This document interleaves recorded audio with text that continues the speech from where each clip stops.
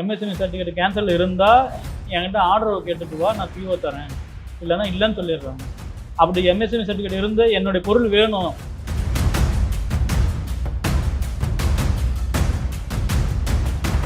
நான் எப்போ பேமெண்ட் கொடுக்குறேனோ அப்போ பில்லு போட்டு கொடு அப்படின்னு சொல்லி இப்பயும் நடந்துட்டு இருக்கு. ஆனால் இப்போ அதன் மூலிமா வியாபாரம் நடக்குது. இப்போ பில்லு இல்லாமல் பொருள் வாங்கிக்கிறாங்க.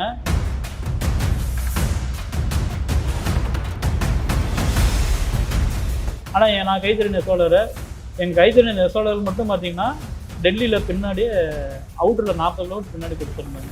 யசோ பூமின்னு சொல்லிட்டு ஒரு ஏரியா, அங்கே கொடுத்துட்டு அங்கே யாருமே வரல.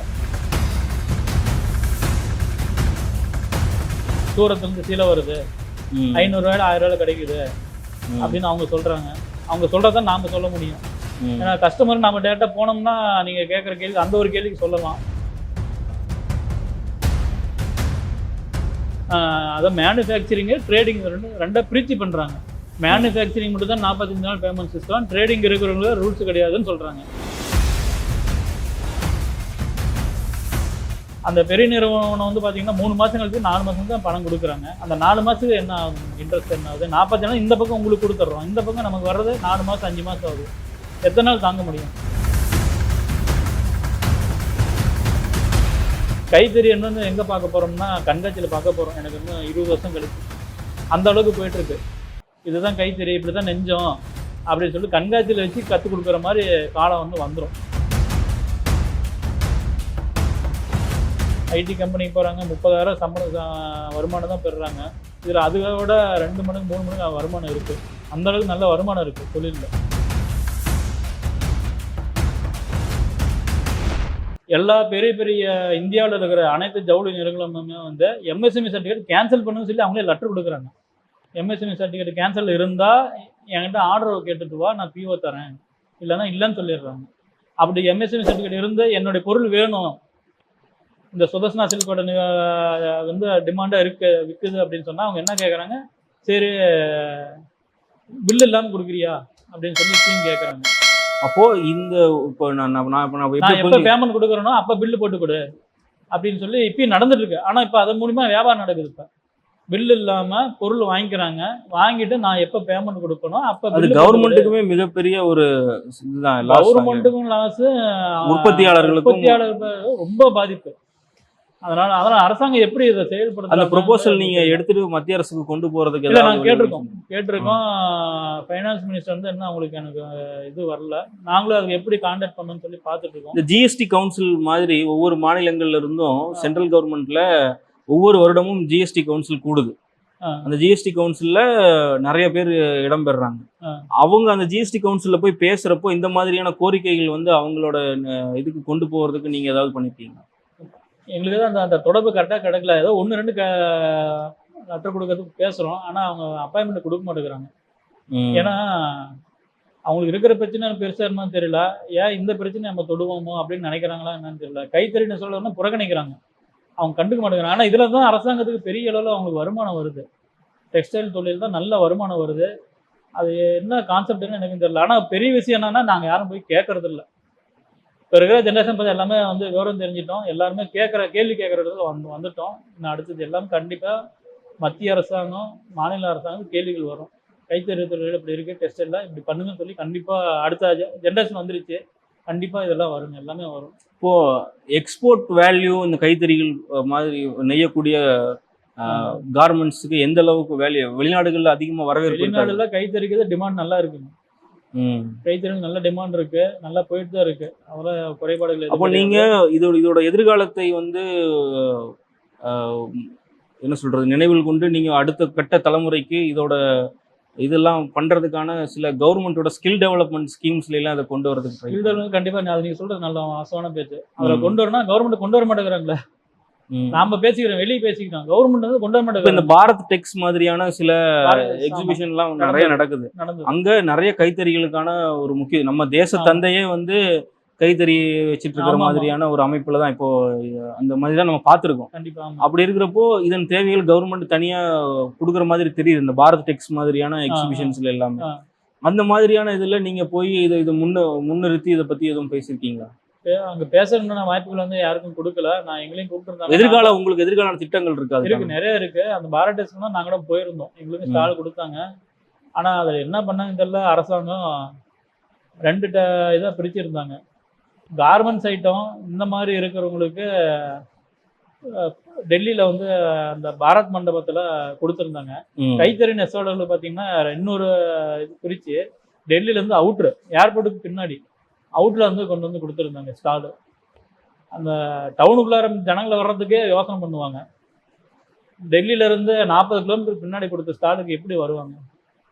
கைத்தறி நெசவுல பூராமே அங்கதான் கொடுத்துருந்தாங்க. அது எதுக்காக இப்படி பண்றாங்கன்னு ஒண்ணுமே புரியல எங்களுக்கு. ஆனா கார்மெண்ட்ஸுக்கு வந்து பாரத் மண்டபத்துல கொடுத்துருந்தாங்க. அங்க நல்ல வியாபாரம், நல்ல வணிகம் நடந்தது. வெளிநாடு முதலீடு நிறைய நடந்தது. அது நானே என் கண்ணாட நானே பார்த்தேன். நானும் போயிருந்தேன். ஆனா நான் கைத்தறி நெசவாளர்.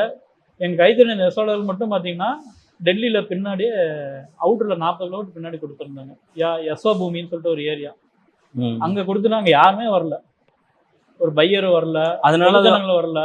அது எப்படி அரசாங்கம் இப்படி திட்டங்களை அரசாங்க அதிகாரிகள் வந்து எப்படி செயல்படுத்துறாங்க ஒண்ணுமே புரியல. கைத்தறி நெசவாளருக்கு அவுட்டர்ல கொடுத்துருக்குறாங்க.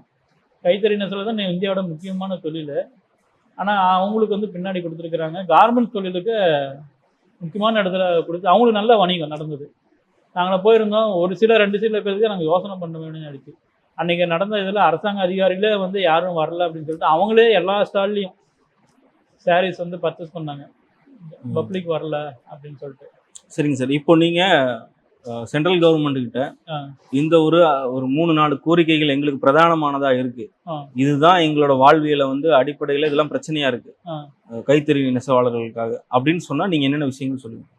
ஜிஎஸ்டி வந்து கைத்தறியிலிருந்து எடுக்கணும். கைத்தறிக்கு அதாவது ஜிஎஸ்டி போடுங்க, இல்லைன்னு நான் சொல்லல. கைத்தறியில இருந்து உற்பத்தி ஆகிற அது ஒரு மினிமம் ஸ்லாப்ல தானே இருக்கு. 5% ஒரு பெரிய இதா இருக்கு. அவங்க இல்ல கடையில வந்து அவங்க இது எடுக்க மாட்டாங்க, கஸ்டமர் வந்து எடுக்க மாட்டேங்கிறாங்க அப்படின்னு சொல்லி அவங்க கோரிக்கை அவங்க கடையில இருந்து சொல்றதா. நான் என் பொருள் உற்பத்தி பண்ணி நான் யாரு கொடுவேன்?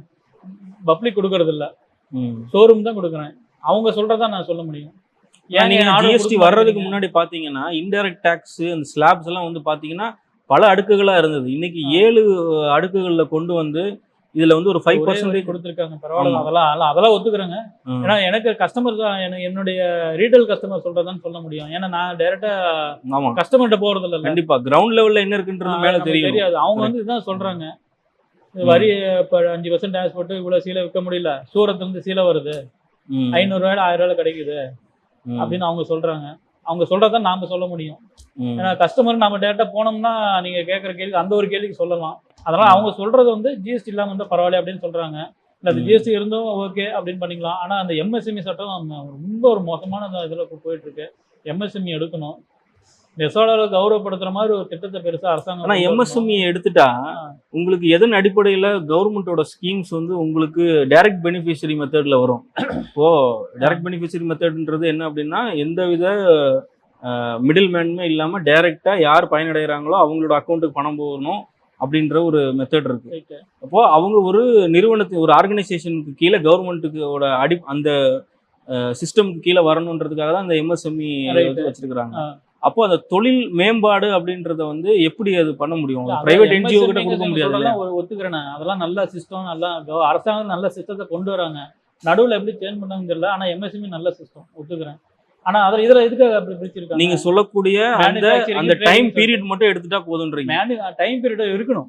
டைம் செட்டில்மென்ட்டோட அத மேனுஃபேக்சரிங் ட்ரேடிங் ரெண்டா பிரிச்சு பண்றாங்க.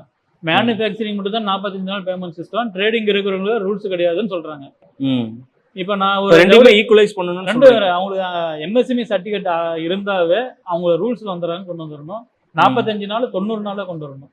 90 நாளைக்குள்ளார பேமெண்ட்டை முடிச்சிடணும். அப்பதான் அவங்க வந்து நமக்கு பணம் கொடுப்பாங்க முதலாளிகள். இல்லைன்னா முதலாளி என்ன பண்ணுவாங்க, அவங்க ரூல்ஸ் இல்லைன்னு சொன்னா அவங்க அடுத்த டர்ன் ஓவர் தான் பாக்குறாங்க. நாங்க தான் வந்து அந்த எம்எஸ்எம்இ 40 நாள் பேமெண்ட்ல 12 பேர்த்துக்கு ஒரு எடுத்துக்காட்டுக்கு 12 பேர்த்துக்கு இப்ப கொடுக்குறோம். அடுத்தது வந்து ஒரு 2 பில்லு கொடுக்குறோம், 3 பில்லு கொடுக்குறோம். திருப்பி பணமே எத்தனை டைம் நாங்களும் போட்டு கொடுத்துட்டு முடியும்? இந்த பக்கம் லோனும் வாங்கிக்கிறோம், எம்எஸ்எம்ல லோன் வாங்குறோம், லோனு நம்ம கை முதலீடு போட்டு பண்றோம். ஒரு 4 பில்லு பண்ணலாம், 5 பில்லு பண்ணலாம். 6ஆவது பில்லு எங்க இருந்து பண்ணுவீங்க?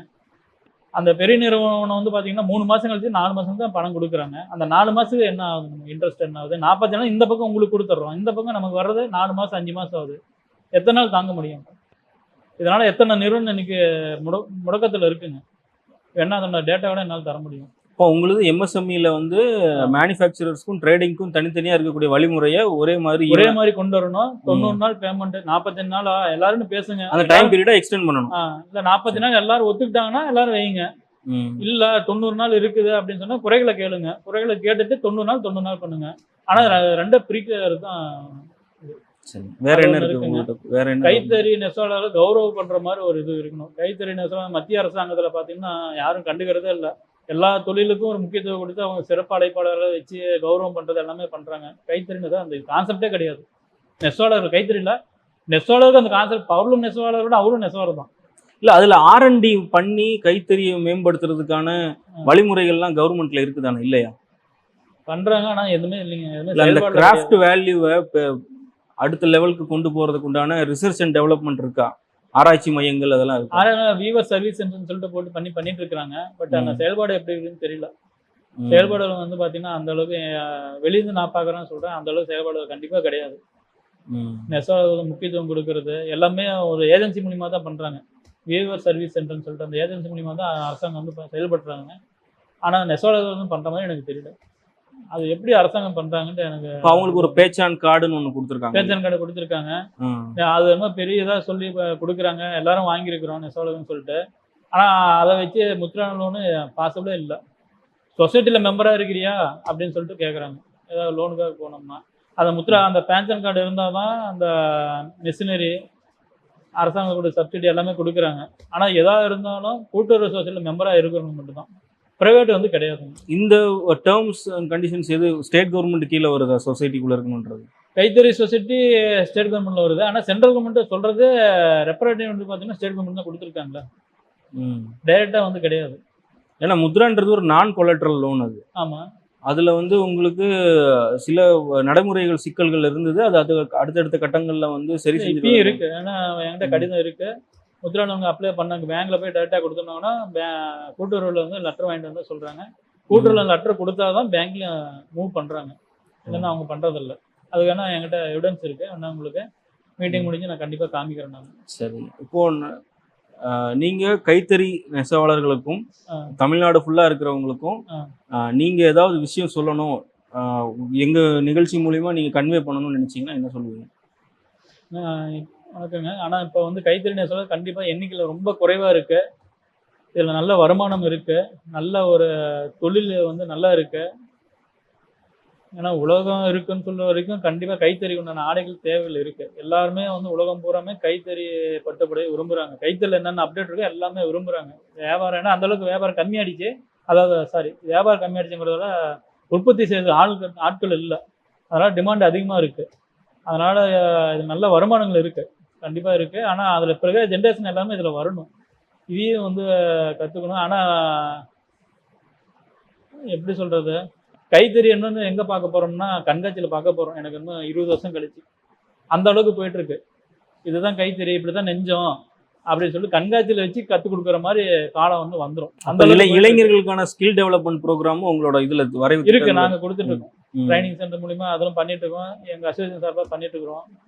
ஒரு 4-5 ஸ்டேட்ல பண்ணிட்டு இருக்கிறோம். நல்லா கான்டாக்ட்ல இருந்து நல்லா பண்ணிட்டு இருக்கிறோம். அந்த நிலைமை வரக்கூடாதுன்னு சொல்லிட்டு நாங்க பண்ணிட்டு இருக்கிறோம். கண்காட்சியில வந்து ஒரு பொருளை போய் பார்வையிடுற மாதிரி கைத்தறி வந்துடும் 20 வருஷம் கழிச்சு அப்படின்னு சொல்லிட்டு காந்திஜி அந்த இதுக்கு ஒரு ஒரு இதை பண்ணாரு. பிறகு அரசாங்கம் பண்ணணும்னு நாங்கள் நினைக்கிறோம், நல்லா செயல்படுத்துறாங்க. அது எப்படி நடுவில் எப்படி மாறுதுன்னு சொல்லிட்டு எங்களுக்கும் தெரியல. நாங்கள் அதுக்கான போராட்டங்கள் செஞ்சு பண்ணி போராட்டங்களும் கிடையாது, கேட்குறோம். நாங்கள் எங்களோட வலிமையை வந்து அரசாங்கத்துக்கு லெட்டராக கொடுத்து கேட்குறோம். அது எந்த அளவுக்கு அவங்க பண்ணுறாங்களோ அந்த இதில் தான். ஆனால் நாங்கள் எதுவும் பின்வாங்குற மாதிரில நாங்கள் செஞ்சுட்டே இருக்கிறோம். இப்போ இருக்கிற ஜென்ரேஷன் எல்லாமே வராங்க, ஓரளவுக்கு வந்து புரிஞ்சுக்கிட்டாங்க. இன்னும் அதிகமாக வரணும். ஐடி கம்பெனிக்கு போகிறாங்க, 30,000 சம்பளம் வருமானம் தான் பெறுறாங்க. இதில் அதோட 2 மடங்கு 3 மடங்கு வருமானம் இருக்குது. அந்த அளவுக்கு நல்ல வருமானம் இருக்குது தொழிலில். வரணும், வந்து செஞ்சு இந்த தொழில் நல்லா டெவலப் பண்ணலாம். நல்ல வருமானம் இருக்கு, இல்லாமல் இல்லை. இதை வந்து உங்களுடைய நிகழ்ச்சி மூலிமா எல்லா ஜனங்களுமே இதை பார்க்கணும் அப்படின்னு சொல்லி கேட்டுக்கிறேன். கண்டிப்பாக நீங்கள் இது வந்து எல்லாத்துக்கும். சரிங்க சார், உங்களோட இந்த அரசின்பால் நீங்கள் வைச்ச கோரிக்கைகளும் உங்களோட நல்ல அடுத்தடுத்து வரக்கூடிய நல்ல முன்னெடுப்புகளும் வெற்றி பெறுவதற்காக எங்கள் சைட்லேருந்து நாங்களும் வேண்டிக்கிறோம். கண்டிப்பாங்க. உங்க நேரத்தை பகிர்ந்து எங்களோட வந்து பகிர்ந்ததுக்கு ரொம்ப நன்றி. ரொம்ப நன்றிங்க. ரொம்ப நன்றி. வணக்கம்.